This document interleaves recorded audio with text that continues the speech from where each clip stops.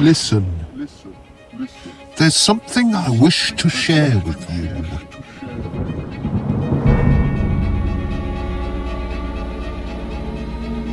Trust in just in.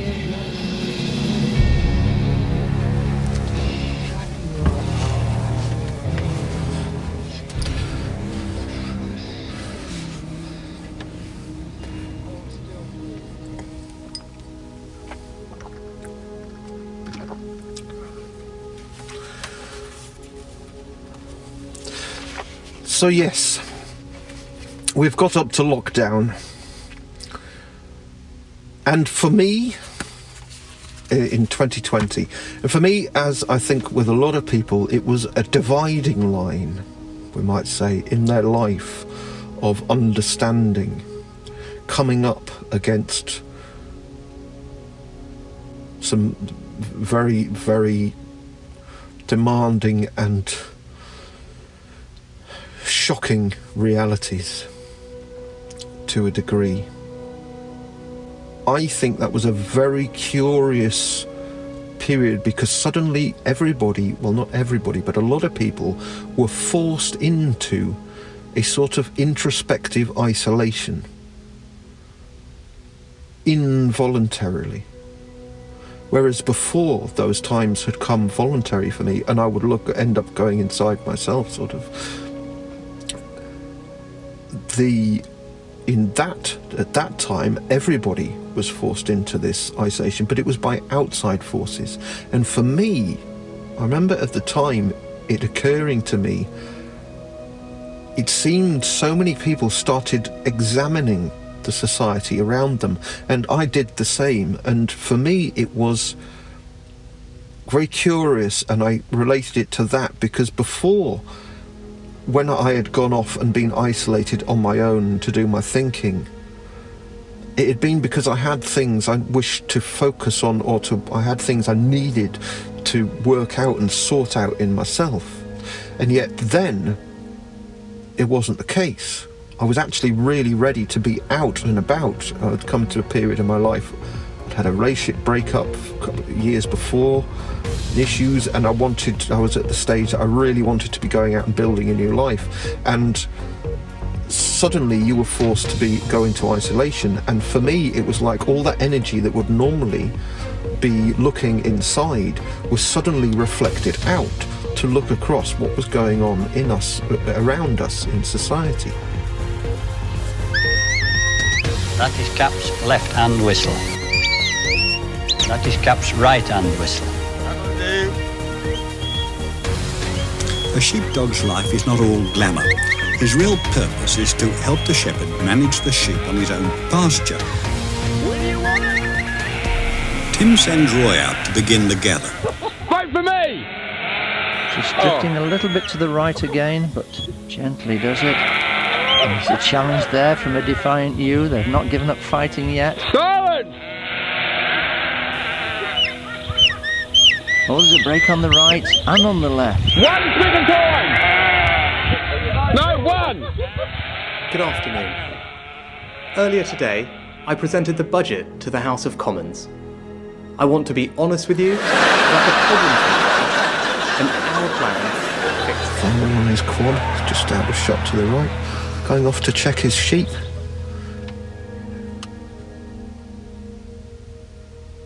So in there, the major thing which really deeply affected me and sent me off on this artistic journey and into megaliths on one side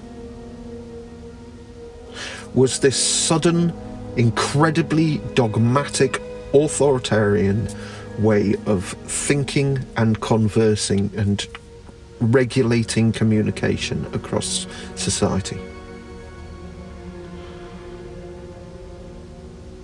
And just saying that in many circles makes me a conspiracy theorist and right, all the rest of it, but forgetting about all that crap.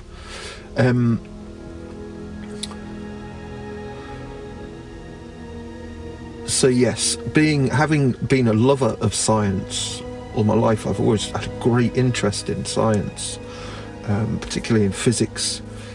I struggle when it gets to the mathematics. I can't really, it gets beyond me. But the concepts, the overriding principles, I had reasonable understanding of them, in the way that the universe works in those principles, and from a young age, really, I had a great interest in how gravity and black holes and all these things, these various particles, neutrinos. I love neutrinos. They're amazing things. Gives an incredible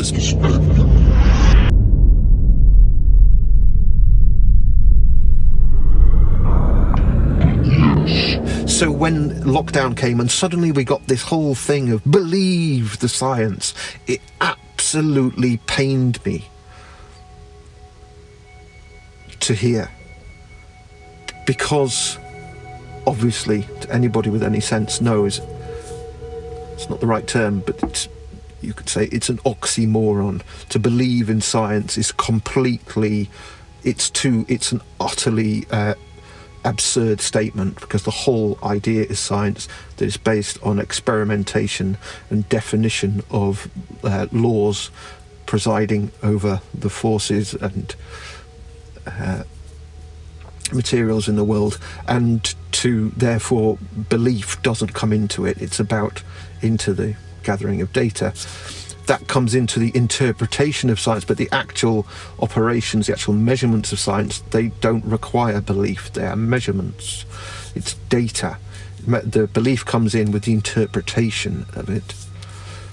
There's a dividing line there between interpretation in hypothesis and theory of interpreting the data, but the data itself is not a matter of belief. And they insisted on this idiotic slogan of believe the science, and it made me immediately exceptionally suspect about anything they said, because I knew that anybody who said believe the science, I knew immediately anybody saying that had absolutely no real appreciation or understanding about what science was really about and how it actually functioned or should function, about the scientific method and all the rest of it. They had no real insight into it. If you say something as idiotic as believe the science, it's like saying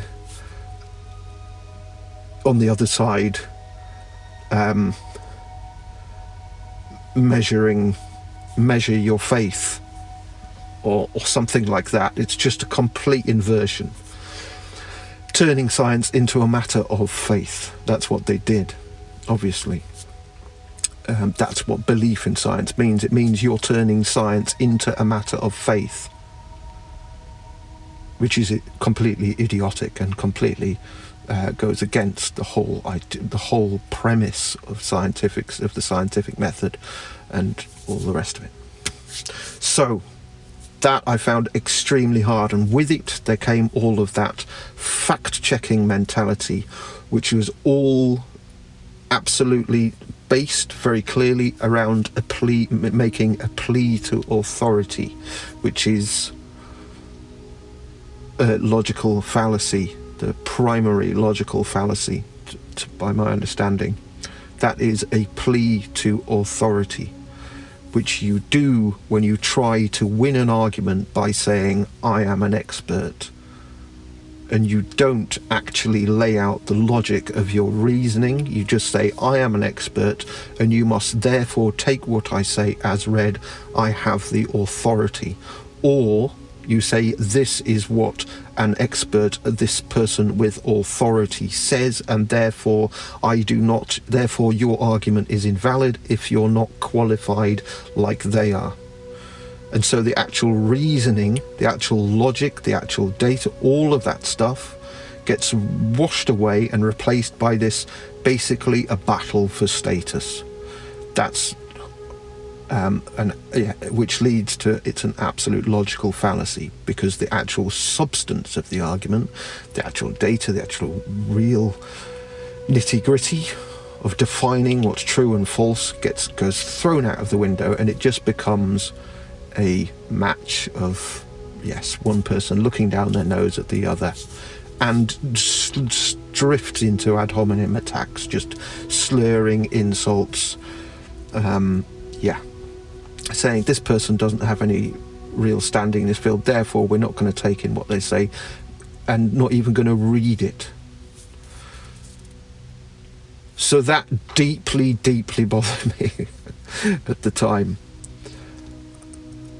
Being particularly a kind of non-specialist, free thinker, exploratory thinker from day one, from my upbringing on the farm, it was in that world on the farm, it's all about you have to learn to do everything, and there's nobody there to stop you killing yourself by accident. There's nobody there, so you have to actually and a lot of the operations that need doing, you have to innovate them on the spot. So it's all enforced this exploratory thinking, which I then learnt basically in watching that in lockdown. I learnt how unusual that had become. And it made me realise, seeing that so many people didn't appear to really to understand, firstly, how absurd that, and completely fell for that absurd statement, believe the science. They and made no effort to really explore the data themselves. They simply took those pleas to authority as wrote. And in doing so, it made me understand that there was something in my life and upbringing that was that had brought me to a very different place from the normative majority, who seemed to be perfectly willing to simply follow and do what they'd been told and not question, and actually got very, very outraged much of the time if they saw that being done, if they saw questions being asked. And he recoiled from it and ran from it and started throwing ad hominem attacks like conspiracy theories and all the rest of it, simply for the very thing which a year or two before was what had been apparently revered. That is investigative journalism, for example, questioning things. Suddenly all of that evaporated, and it made me realise there that actually, yes, the dominating force there in society was simply following the social norm, and that those principles which I had myself kind of learnt, or I'd taken them on board, the principles of free enquiry and things, that those principles were completely absent, and that sometimes people had claimed to follow them, but they'd just done so, they just said that out of dogmatic reasoning. Again, they hadn't actually, the principles they hadn't understood underlying that, why they were saying it, why that was a good thing, they hadn't understood it. And so the moment something came along and somebody came along and the overriding consensus was, no, you don't do investigative stuff, that's the world of conspiracy theories, they just dropped it, because they had no real principled understanding of why that was important and what was likely to happen if you dropped it. Namely, you ended up in a situation where nefarious actors could just start manipulating what was taken to be true.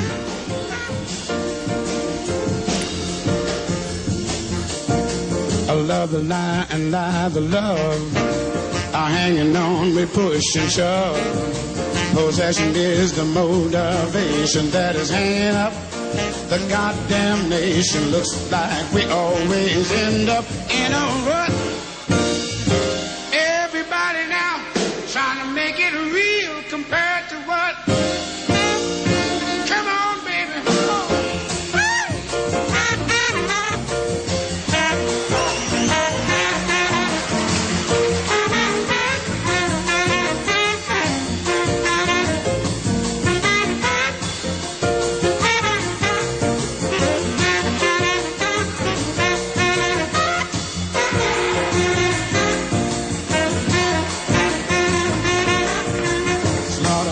Are killing hogs, twisted children are killing frogs, poor dumb rednecks rolling logs, tired old ladies kissing dogs. I hate the human love of that stinking mud.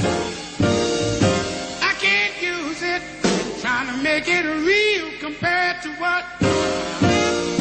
Come on, baby.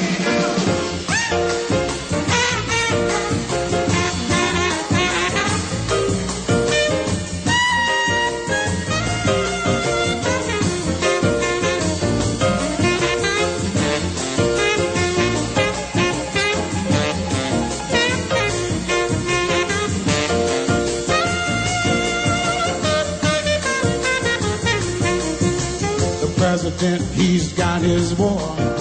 Folks don't know just what it's for. Nobody gives us a rhyme or reason. Have one doubt, they call it treason. With chicken feathers all without one good. God damn it, trying to make it real compared to what? Suck it to me.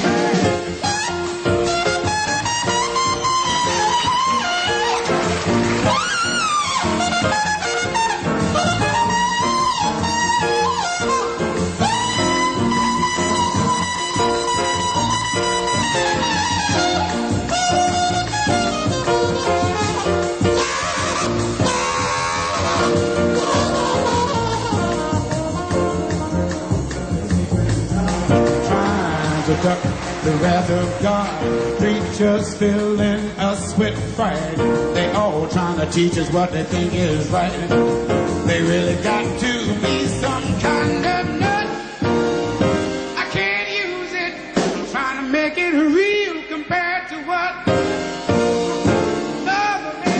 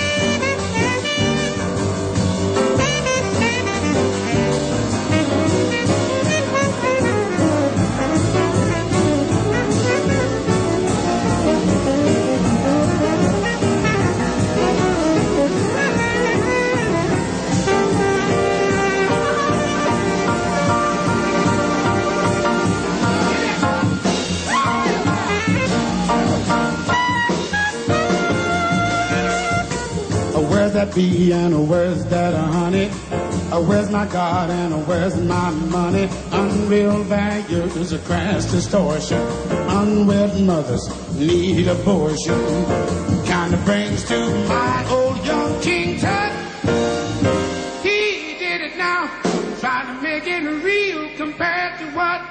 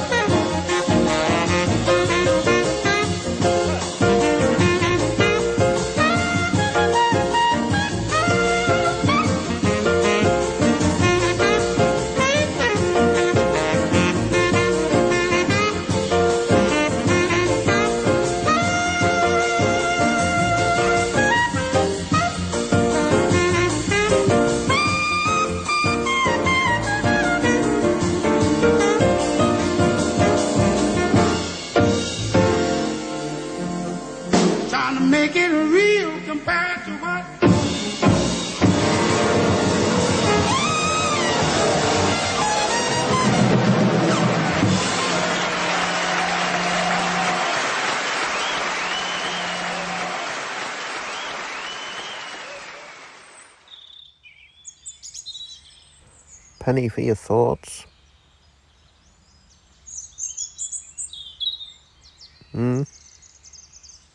What do you reckon?